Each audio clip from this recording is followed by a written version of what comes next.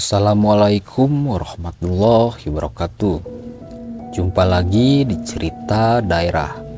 Tentunya masih bersama saya Maulana yang akan menceritakan kisah horor dan kisah mistis. Pada kesempatan kali ini saya akan menceritakan sebuah kisah mistis yang berjudul Tumbal Sang Majikan. Cerita ini telah dialami oleh narasumber yang mengalami kejadian tersebut. Sebelum menuju ke ceritanya, saya ucapkan terima kasih buat kalian semua yang masih setia bergabung di channel ini. Dan buat kalian yang baru bergabung di channel ini, silakan klik tombol subscribe dan tombol loncengnya agar kalian tidak ketinggalan cerita terbaru dari kami. Semoga kalian semua sehat selalu, panjang umur, murah rezeki, dan sukses selalu. Oke, jangan terlalu lama-lama, kita langsung saja dengarkan keseruan dari cerita ini. Tumbal Sang Majikan. Misteri pegawai yang dijadikan tumbal majikannya. Kejadiannya sudah lama sekali. Diceritakan oleh teman saya sewaktu sama-sama di kelas 3 SMP Jampang tahun 1982.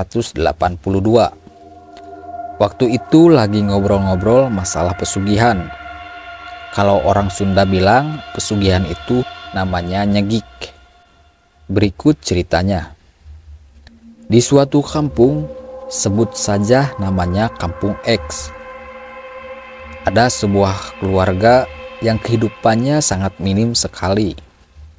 Sehingga mereka suami istri, sebut saja yang suami namanya Pak Dolin dan istrinya bernama Bu Tarsih. Mereka berdua bekerja pada orang kaya atau saudagar di kampung X tersebut sebagai pembantu atau buruh. Istrinya bekerja sebagai pembantu rumah tangga, mengerjakan pekerjaan sehari-hari di rumah saudagar tersebut. Sedangkan suaminya bekerja sebagai pengelola sawah saudagar kaya itu, dari mulai nyangkul sampai panen. Karena dinilai kerjanya sangat baik oleh majikannya, sehingga suami istri itu dibuatkan sebuah rumah yang lumayan cukup bagus dan tinggal bertiga sama anaknya yang baru usia 8 tahun. Sekian lama usaha saudagar itu semakin maju. Bahkan saudagar itu membuat satu kamar tempat tidur khusus yang perlengkapannya sangat mewah, dengan tempat tidur kasur yang sangat empuk. Pokoknya lebih bagus dibandingkan dengan kamar-kamar lainnya yang ada di rumah saudagar itu. Pada suatu malam, Pak Dolin diundang sama majikannya itu dan disuruh tidur di kamar yang mewah itu. Karena yang nyuruh majikan juga tempat tidurnya enak, tentu saja Pak Dolin tidak bisa menolaknya. Akhirnya malam itu Pak Dolin tidur di kamar yang mewah itu. Pada keesokan harinya, tetangga pada ribut karena Pak Dolin pagi-paginya kedapatan sudah meninggal. Padahal sebelumnya Pak Dolin itu sehat-sehat saja. Bu Tarsih istrinya tidak percaya. Kok suaminya bisa meninggal mendadak? Padahal kemarin-kemarin biasa saja. Karena penasaran, akhirnya Bu Tarsih mencari orang yang bisa menemukan jalan keluarnya. Bu Tarsih mendatangi seorang kiai dan memohon untuk bisa melihat kejadian apa yang menimpa suaminya itu. Kok bisa meninggal mendadak tanpa sebab? Akhirnya Bapak Kiai meneropong dengan mata batinnya. Sesudah itu beliau bertanya pada Bu Tarsih, "Sekarang suamimu sudah dikuburkan atau belum?" tanya kiai itu. "Sudah," jawab Bu Tarsih. "Kalau gitu, yuk kita gali lagi kuburannya," kata kiai itu. Akhirnya masyarakat setempat ramai-ramai menggali kuburan Pak Dolin yang baru 1 malam dikuburkan itu, dengan disaksikan Pak Kiai juga. Saat diangkat dan dibuka bungkusan kain kafannya, semua orang pada kaget. Ternyata yang dikubur itu bukan mayatnya Pak Dolin, melainkan gedebong pisang yang dibungkus dengan kain putih. Akhirnya masyarakat di kampung itu pada ramai protes pada saudagar itu. Tapi untunglah Pak Kiai bisa meredam amarah masyarakat yang ada di sana.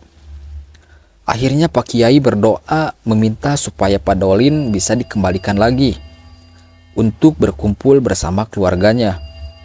Dan hasilnya, alhamdulillah, selang 2 hari Pak Dolin datang dengan napas yang tersengal-sengal.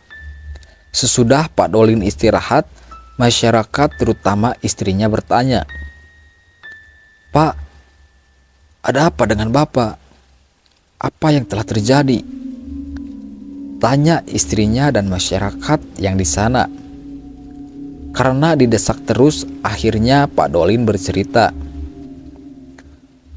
Pada malam itu, tepatnya sekitar jam 12 malam, saya mendengar ada suara kereta kuda dan tiba-tiba terdengar seseorang mengetuk pintu kamar minta dibukain.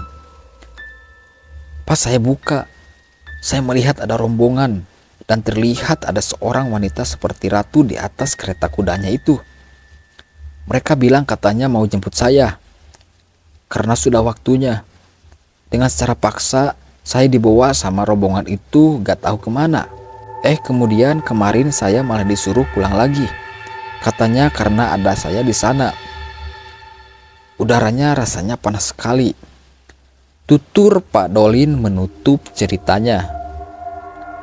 Alangkah bahagianya istri dan anak Pak Dolin karena bisa berkumpul kembali seperti semula dan mengucapkan terima kasih sampai beberapa kali kepada Pak Kiai. Sekian dan terima kasih. Itu dia sedikit kisah mistis yang dialami oleh Pak Dolin dan keluarganya. Semoga kita semua bisa mengambil hikmah dari setiap ceritanya. Terima kasih buat kalian semua yang sudah mau mendengarkan cerita ini. Saya mohon maaf jika ada salah-salah kata dari saya. Saya pamit undur diri. Sampai ketemu di cerita selanjutnya. Wassalamualaikum warahmatullahi wabarakatuh.